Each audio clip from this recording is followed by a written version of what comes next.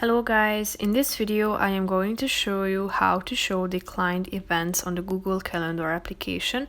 But first I just want to mention, don't forget to subscribe to my channel because at 10,000 subscribers I am going to show you my whole YouTube revenue statistics and growth strategy, how to make money online. So let's jump into it. First of all, open the application on your phone.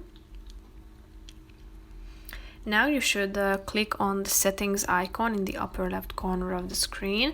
Now you should scroll down till you find this last section, including the settings function. Tap on it. Now tap on General, the first option.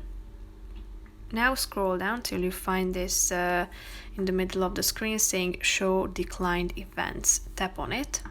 And then you will be able to see all the declined events in your calendar. So that's pretty much it for this video. I hope you found it helpful. If you did, consider subscribing and see you in the next video. Bye bye.